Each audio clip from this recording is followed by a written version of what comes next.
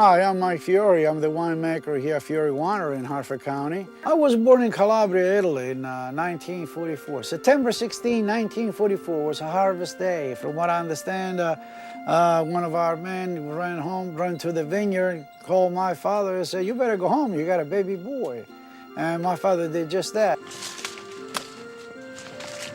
Of course, my grandfather beat him to it. Okay, I was the youngest one of his grandchildren. And I turned out to be his little sidekick, because I learned how to walk hanging on my grandfather's pants legs. My grandfather was the winemaker.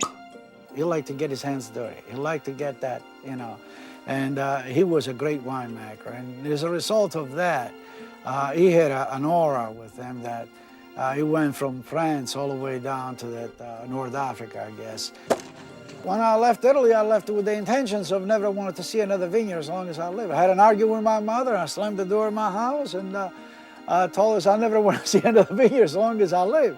Before you know, I'm in a ship called the Leonardo da Vinci, and left over there sometime in the middle of, by the end of April, and May the 3rd, 1962, I was in New York. I think you could probably say, America was my first really true love. Okay. Even so that not everybody drove a Cadillac, and the sidewalks were not painted with gold, But I really got to love it over here. I did just about any job that you could possibly imagine. I went to hairdressing school. I figured, what the heck? I mean, I'm Italian. I don't know how to cook, and I don't know how to sing, but I sure can learn how to cut hair. In the meantime, my brother kept a very close contact with me, and he was telling me, you're a great winemaker, you should come back in Italy, you should do this and do that.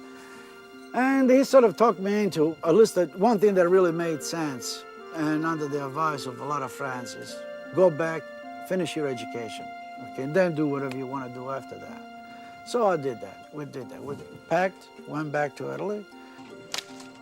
So I came back in 1971. I came back in America, and I had a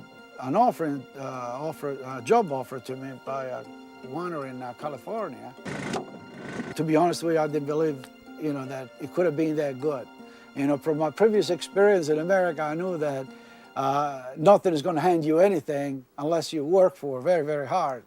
And I figured, well, since I am downtown, I'm going to go down PG&E, and I applied for a job over there, see what they got to offer.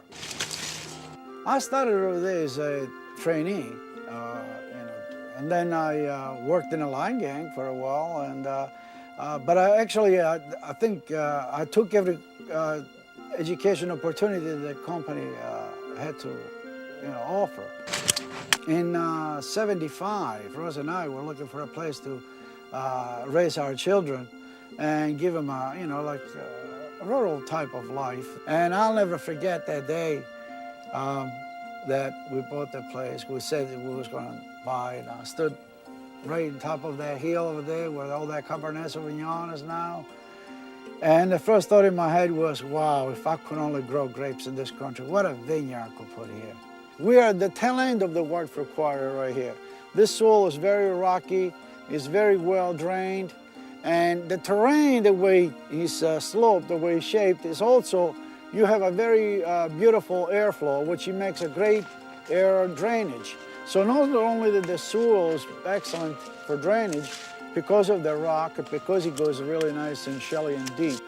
It's almost similar to that Bordeaux area of France, where you have a little bit of topsoil on top of it and then all the limestone underneath of it.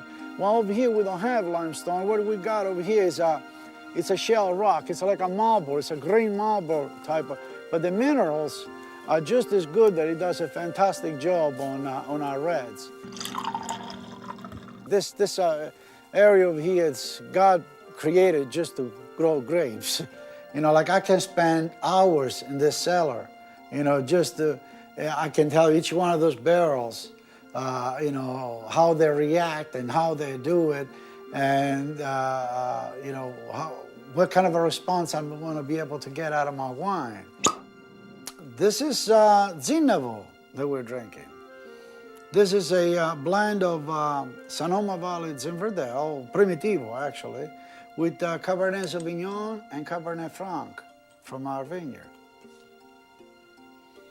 And beautiful smell. It's really, chocolate and a little bit of tobacco.